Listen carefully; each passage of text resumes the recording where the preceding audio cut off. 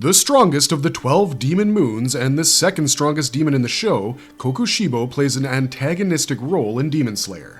As you can guess by his title as the upper rank 1, he has the highest concentration of Muzan's blood among all demons, which is partially what makes him so strong. But there's more to this character than meets the eye, as he used to be a demon slayer back when he was a human. But why did a demon slayer choose to become the thing he should ideally dedicate his life to eradicating? And how did it change his mind and body? In today's video, we'll take a deep dive into Kokushibo as a demon and as a man. Before getting into the content, we'd like to make a very small request to our viewers. Please subscribe to our channel, like and comment on our videos, and press the bell icon to be notified whenever we upload new content. We'd be grateful to you, and we hope to bring you the best nerdy content in the future. So, without further ado, let's get right into it. Who is Kokushibo, and why did he become a demon? From his very introduction, Kokushibo's design birthed several burning questions in our heads. Not so much because he has 3 pairs of eyes, but due to how similar he is to Tanjiro and his father Tanjiro in design. Reddish hair with a flaming red mark displaying itself on his forehead and neck, people might have assumed him to be Tanjiro's father who had been turned into a demon had we not explicitly been told about Tanjiro being dead due to his sickness. The theories about Tanjiro having some connection to Kokushibo turned out to be true, but the connection isn't as direct as we initially expected. Tanjiro hails from a family that practices the esoteric breathing style of sun breathing, the first breathing technique to ever exist and the progenitor of every other breathing style. This technique has been created by Kokushibo's sibling, Yorichi, and we can't talk about why Kokushibo turned out the way he did in personality and moveset without talking about his brother. Kokushibo, in his human life, was born as Michikatsu Sugikuni during the Sengoku period, which was an era of civil wars in Japanese history. Due to the era being marked as the Warring States period, samurais were more prominent than ever before, which placed high importance on a warrior's swordsmanship. Kokushibo and his brother Yorichi were born to the Sugikuni family as twins, which was considered to be a bad omen. Yorichi also happened to have a strange mark on his forehead, which we now know as the DemonSlayer mark. However, such a mark had the reputation of being a curse that killed a person by the time they would turn 25. As such, the patriarch of the Sugikuni family decided to kill Yorichi. Their mother, Akeno, was strongly against this and proposed that upon turning 10, Yorichi would be sent to the temple to live the rest of his life as a priest. This led to Michikatsu growing up in different conditions compared to his twin brother. The two were kept apart as Michikatsu led a normal life, training with a sword to be a samurai, while Yorichi was confined to a tiny room and kept separated from the family. He barely even spoke, which led Michikatsu to believe his twin was deaf. However, Yorichi was close to his mother and always clung to her left. Unlike Michikatsu, Yorichi was never encouraged to be a swordsman. One day, while Michikatsu was practicing his sword swings in the presence of Yorichi, the latter spoke out and declared that, like his brother, he wished to be a samurai as well. Sometime later, one of their father's men offered to instruct Yorichi during Michikatsu's practice. With just basic instruction, Yorichi proved to be a natural and landed 4 blows on the man, shocking Michikatsu as he had never been able to land a single blow on him, despite having trained so diligently and for so long. Naturally, Michikatsu was desperate to know his secret and later was told by Yorichi that he had taken a deep breath and examined his internal physical state, such as his muscle movements and blood flow, before taking his stance. This led to Michikatsu realizing that his brother was seeing the bodies of living beings as something transparent. As you can guess, this technique employed by Yorichi was the basis of sunbreathing. To Michikatsu's disappointment, Yorichi had stated that he disliked combat and did not wish to be a samurai, which made the former think that his twin was wasting his natural talent. At the same time, he found it foolish of Yorichi to constantly cling to their mother's left side in particular. While he continued with his training, he feared that their father would soon realize how Yorichi was the more gifted twin, and would reverse their roles and require Michikatsu to live a miserable life in seclusion, destined to become a priest at the age of 10. Soon after, their mother passed away due to an illness, and Yorichi bid farewell to Michikatsu as he departed for the temple. With news of their mother's demise and from the information of her illness that he procured from reading his mother's diary, he realized that Yorichi knew exactly what their mother was physically going through without ever being told about it.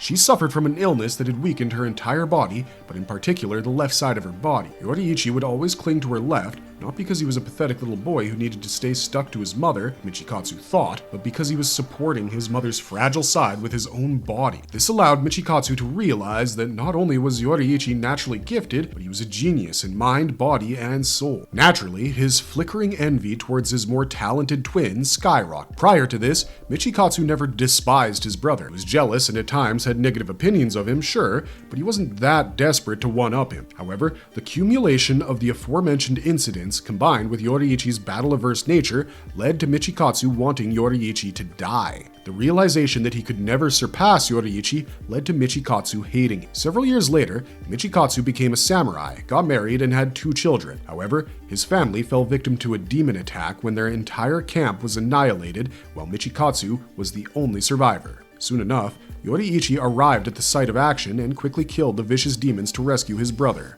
The gap in their power was as shocking as ever before, and despite hating Yorichi, Michikatsu decided to become a part of the DemonSlayer Corps in order to train with him. During this training phase, Michikatsu tried to emulate Yorichi's sun-breathing technique, but just like everyone else in the Corps, he simply couldn't do it. While Yorichi helped the others to develop other forms of breathing techniques which suited them, such as water breathing, wind breathing, and the like, Michikatsu trained alongside a wind breath user to become a better swordsman. During this time, he created the moon breathing style in an attempt to recreate sun breathing. Although this technique was powerful, it wasn't as powerful as the real deal. He ended up awakening a permanent DemonSlayer mark, which, combined with the failure at becoming a sun breather, left a bitter taste in his mouth. This is because while the mark did make a DemonSlayer stronger, it was infamous for causing an early death within the first quarter of a person's life, taking away the precious time Michikatsu had to be able to match up to, if not surpass, his brother. This led to Michikatsu developing a severe fear of death, and as such, the Demon King Muzan Kipitsuji came to him as a possible salvation. Turning into a demon would not only allow him to live on almost forever without getting old or his physical body deteriorating, but the demonic strength he would acquire, combined with his swordsmanship and him having a breathing technique, would finally make him stronger than Yorichi. In short, he'd hit 2 birds with 1 stone, or so he believed. Falling prey to Muzan's scheme, Michikatsu accepted the proposal of the progenitor of demonkind and became not just a demon, but the only demon ever to use a breathing style. He took up the name Kokushibo and continued to live on. He eventually became the upper rank 1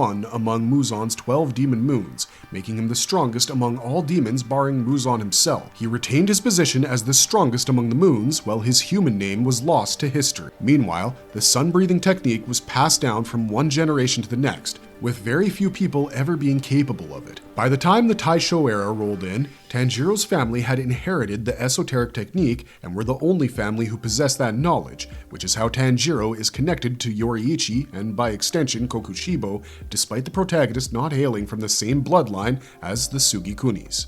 Kokushibo's blood demon art explained.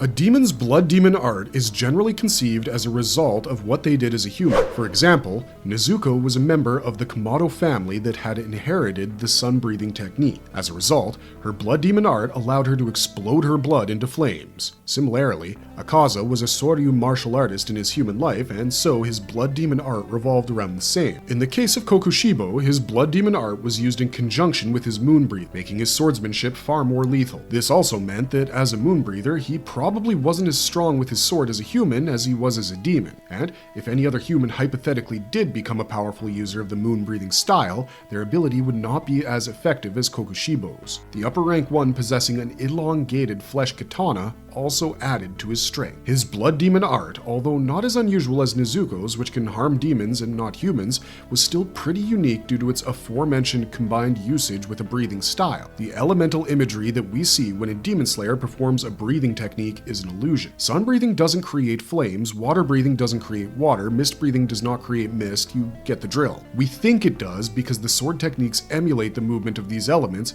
but it does not create or recreate it. On the contrary, blood demon arts exist in the flesh and are a part of the physical reality. When Tanjiro performs Hinokami Kagura, he doesn't set his sword or slashes on fire. However, when Nezuko uses explosive blood, which is her blood demon art, she sets her blood and its point of contact on fire. What makes the combination of Kokushibo's blood demon art and breathing technique interesting is how it turns a normally metaphysical technique into something that is physically real. Known as crescent moon blades, Kokushibo's slashes are accompanied with the chaotic blades shaped like crescent moons that he creates with his blood demon art. These bladed moons can be made to appear from anywhere on his sword. This is precisely why it took 3 Hashiras and Genya to take one single demon down. The crescent moon blades are created from Kokushibo's blood. The nature of his flesh katana also seems to affect these blades. The physical nature of the katana can be altered, and similarly, the crescent moon blades can be made very chaotic using the blood demon art. They can alter themselves in direction, speed, and size, making it exceedingly hard to perceive Kokushibo's attacks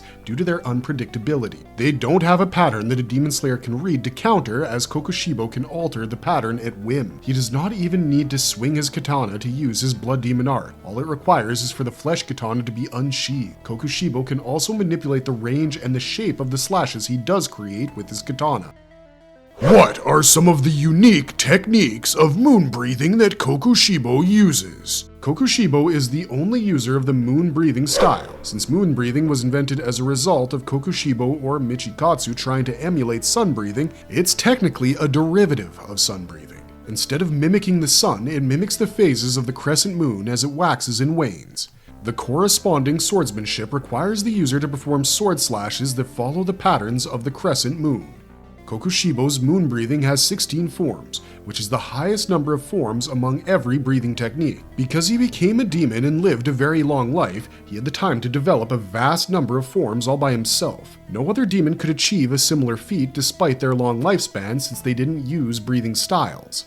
What makes his moon breathing more lethal is not just his demon physiology, but the fact that he possesses a blood demon art. So every attack we talk about is far stronger than what a standard DemonSlayer can do, and it exists in the physical reality. Despite having 16 forms, however, we only see 11 of them in action. So, without further ado, let's talk about them. First form, Dark Moon Evening Palace, requires Kokushibo to make a single horizontal slash in a crescent shape with his katana. This releases several erratic crescent-shaped blades in the path of the user's opponent. Second form, Pearl Flower Moon Gazing, operates as a result of the user performing 3 crescent-shaped slashes instead of just one, and subsequently releasing a horde of crescents. Third form, Loathsome Moon Chains, comes into play as Kokushibo creates 2 broad slashes in front of him, which in turn release a flurry of small crescent blades. In fifth form, Moon Spirit Calamitous Eddy, Kokushibo performs several curved and long slashes, with each slash being layered over the other. This creates a vortex teeming with crescent moon blades. Sixth form, Perpetual Night Lonely Moon Incessant, is somewhat similar in action, as it requires Kokushibo to perform curved slashes once more. However,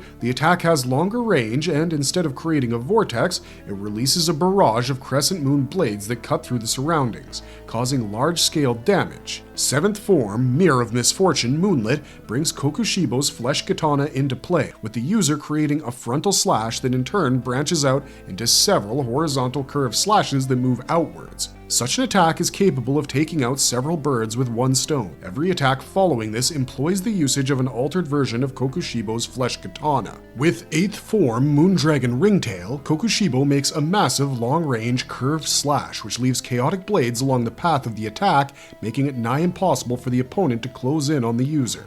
9th form, Waning Moon Swaths, imitates, or rather reflects, the waning moon with its movements. The crescent-shaped slashes created with this form move vertically as well as horizontally, instead of focusing on a singular direction like the aforementioned forms. Smaller, chaotic blades shaped like waning crescent moons support each slash. As a result, when the attack reaches the opponent, the primary slash is followed by several smaller bladed attacks that curve around the enemy.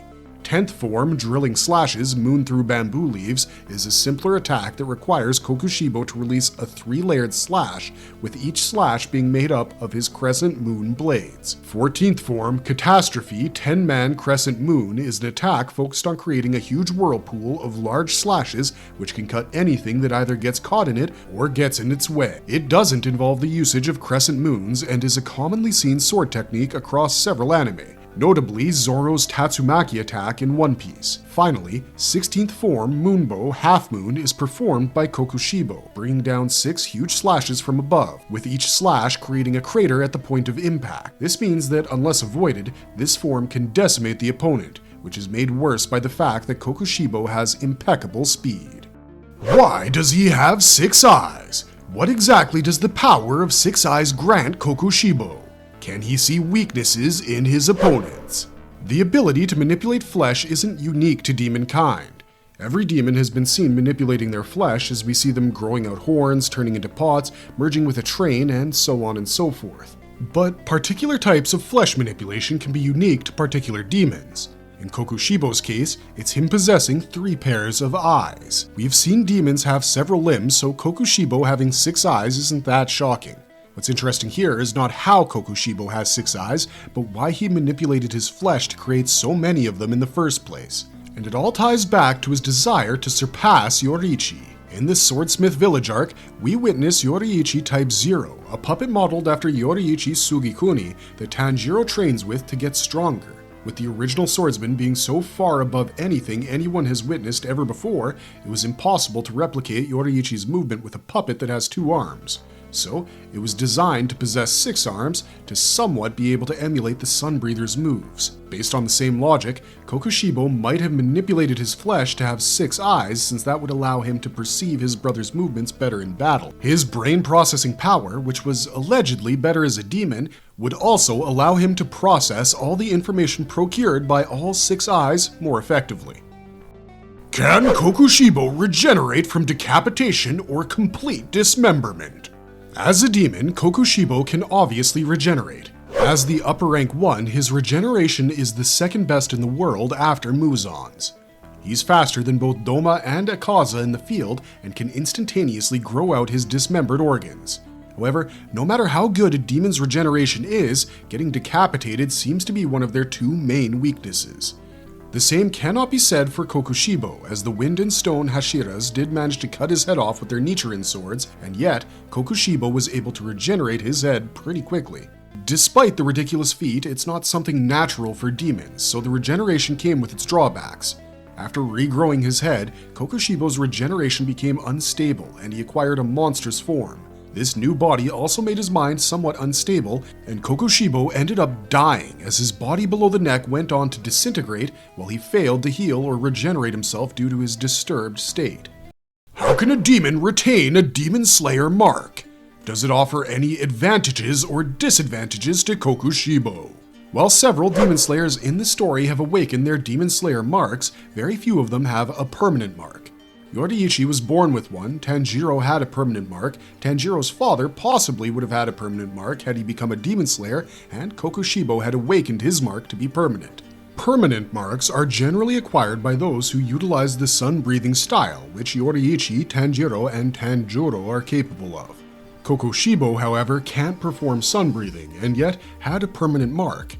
As it stands, DemonSlayer marks are awakened when a DemonSlayer is in a physically heightened state amidst battle and in the presence of someone who already has the mark permanently, since the marks seem to spread by resonating from the bearer to manifest on another. The DemonSlayers during Yoriichi's era and the Hashiras of Tanjiro's era awakened their marks due to their close proximity to sun-breathing users, but their marks were temporary and appeared in battle but disappeared as their battle-heightened state cooled down, only to reappear later when the battle called for it. Kokushibo, or Michikatsu's case, was a bit different. He had awakened his mark as he trained in the DemonSlayer Corps, which Yoriichi was a part of. His mark would have been temporary due to him not using sun-breathing, but it was possibly the fact that he was Yoriichi's twin that led to his mark being permanent. Another theory could be that the users of luminary breathing techniques would possess permanent marks, with the moon being one of the 2 luminaries alongside the sun. Either way, a permanent mark would not disappear, and as a result, Michikatsu Sugikuni retained his mark after his transformation into the demon named Kokushibo. The awakening of the mark results in several advantages, such as an enhancement of the physical abilities a DemonSlayer already possesses.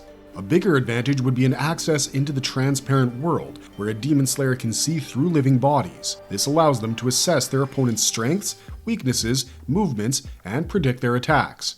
Naturally, Kokushibo gets access to these advantages even as a demon, since his mark is permanent. His access to the transparent world was why he could deduce that the mist Hashira was his descendant, and that Genya had consumed demons to gain demonic powers. But a DemonSlayer mark can also have disadvantages, some hypothetical and some real. Kokushibo's fear of death stemmed from the rumor that a wielder of the DemonSlayer mark would die by the time they turned 25, which is why Yorichi was predestined to first be killed and later live as a priest after the age of 10 so as not to bring bad omens to the Sugikuni family. The DemonSlayer mark was deemed a curse that would take away from one's lifespan in exchange for great power. Kokushibo awakening the mark as a human was what led to him making a deal with Muzan to become a demon and succumbing to a life of dishonor instead of becoming a respectable samurai. On a more realistic note, Kokushibo being permanently marked allowed the Wind and Stone Hashiras to awaken their respective DemonSlayer marks while in battle against the upper rank 1 due to the mark's ability to spread. And your opponent's getting a huge buff due to your own physiology isn't the most convenient situation to be in. How does Kokushibo's physical prowess compare to the upper-ranked demons? Who could defeat Kokushibo? As the strongest of all demons bar Muzan, no other demon can challenge Kokushibo. The ranking of the 12 demon moons is very simple in that sense, with their respective numbers being a representation of their power in terms of hierarchy, which makes Kokushibo the upper rank 1. His durability is also higher than that of the rest of the upper-ranked demons due to him possessing a higher concentration of Muzan's blood, which was extremely indicative of what made a demon strong. Muzan's blood percentage aside, his strength was amped by his swordsmanship, him being a prolific user of a powerful breathing technique, and his access to the transparent world. In terms of speed and reflexes, he's ahead of other demons as seen from when he managed to slash Akaza's arm before the upper rank 3 or any of the demons present at the site of action could react to his movements. He grew even stronger after his monstrous transformation during the battle against the Hashiras at Infinity Castle. He acquired fangs, mandibles, scorpion-like appendages, and horns. He had even regenerated after being decapitated with Nichiren blades, and Kokushibo was sharp enough to realize that he had conquered a huge weakness and that the sun was the only thing that could stop him now. But it's not impossible for a lower-ranking demon to get stronger than an upper-ranking demon. Demons do get stronger by eating more and more humans, and the likes of Akaza and Doma had voracious appetites. Doma more so than Akaza, since the latter never ate women. Both wished to surpass Kokushibo but never really challenged him because they knew they wouldn't win against the demon who used a breathing technique. It's hard to power scale them directly since they never fight the same opponents. However, we can get an idea of the gap between their strengths by assessing their final battles since we can scale the DemonSlayers. Akaza is taken out by the Water Hashira Giyu Tomioka, Tanjiro, who had gained access to the transparent world, and his own self. Both DemonSlayers were extremely strong and were able to hold Akaza off, but it was comparatively lower in difficulty than the battles that took out Doma and Kokushibo. Akaza ultimately taking his own life after remembering his human life also took out any chances of Tanjiro and Giyu having to go above and beyond to defeat the upper rank 3. In Doma's case, he fought 3 DemonSlayers, the Insect Hashira Shinobu, her apprentice Kanao, and Inosuke.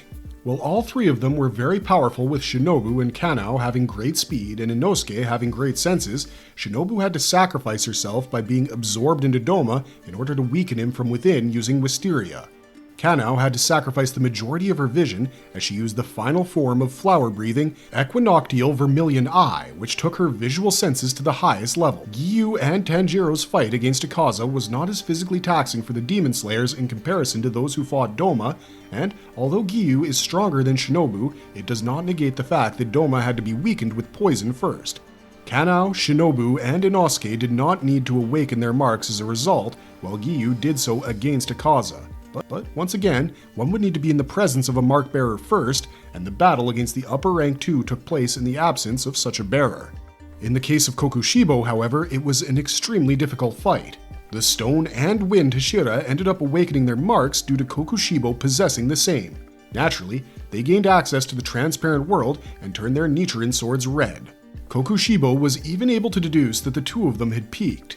The Mist Hashira, who had already awakened his mark, was also part of the fight and had to sacrifice himself in battle. Meanwhile, Genya, who was incapable of using breathing techniques, had to eat a chunk of Kokushibo's flesh katana and his hair to gain enough strength to stand a chance in battle. As a result, he developed his own blood demon art and used it on Kokushibo, weakening the upper rank 1 by taking his blood and preventing him from using his techniques. The fight ended with the Mist Hashira and Genya dying.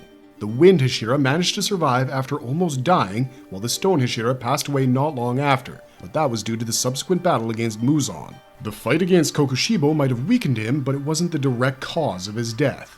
Although Doma's speed and regeneration is almost on par with Kokushibo's, plus his blood demon art has more range and variety, Doma would have already challenged Kokushibo to a duel if he could go up against him. But he never did, and neither did Akaza, so it's safe to say that none of the demons among the 12 demon moons can defeat the upper rank 1. However, there are characters who can defeat Kokushibo without having to team up with other players. The names are obvious, with Yorichi and Muzan being stronger.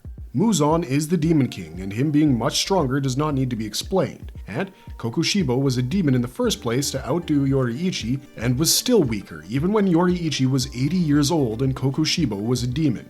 The brothers fought, but Yorichi died before he could launch his second strike, not due to the battle, but due to natural causes stemming from his old age. Kokushibo was even able to recognize that had he intercepted Yorichi's second attack, he would have died. Towards the end of the story, Tanjiro temporarily became the Demon King, and he was not vulnerable to the sun, so of course, Demon King Tanjiro should be able to defeat Kokushibo as well.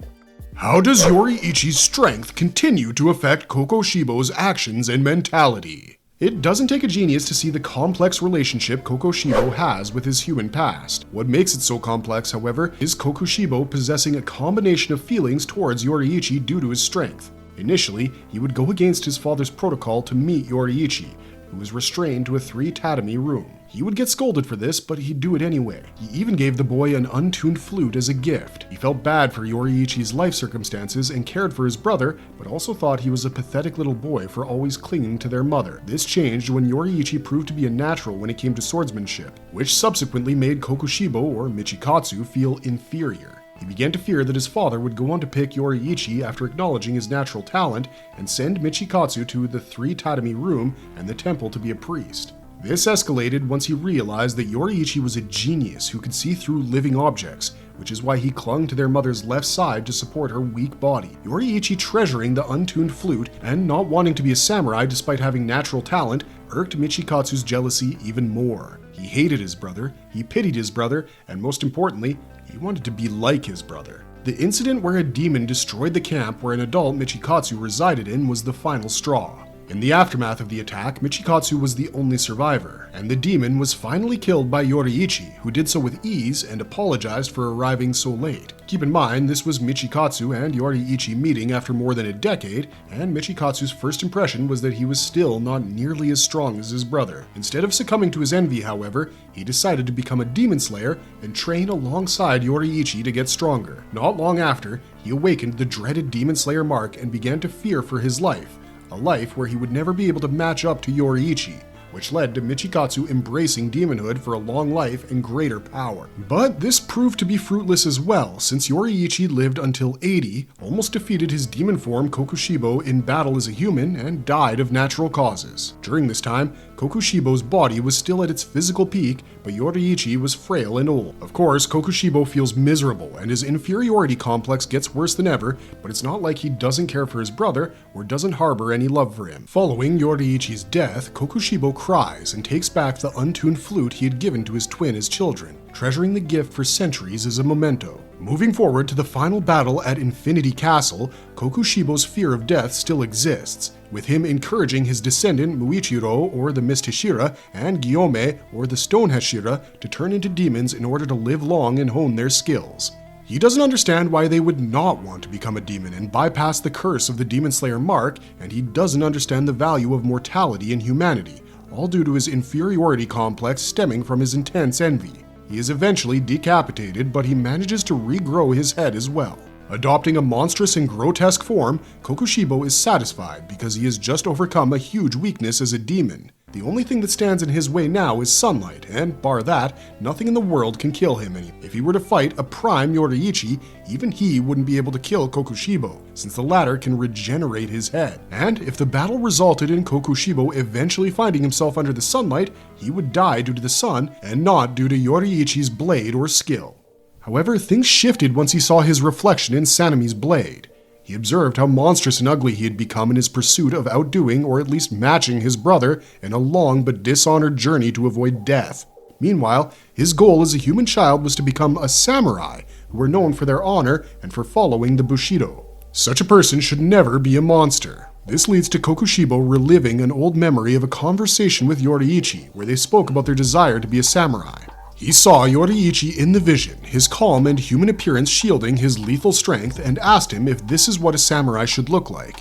When he realized how he was now a monster and far removed from his brother or what a samurai should be like, his body, where the Mist Hashira had stabbed him, began to disintegrate as a form of self-undoing. Kokushibo revisited his vision of an 80-year-old Yoriichi who had told him that he had his sympathies for choosing to turn into a demon. The upper rank 1 ended up having a full-blown identity crisis due to him not being able to admit defeat despite being chopped up and beheaded. To die in battle with his blade is an honor to a samurai, and Kokushibo toyed with that very foundation, refusing to die at every twist and turn in his life instead of choosing to live in disgrace, an act which is of great dishonor to a samurai.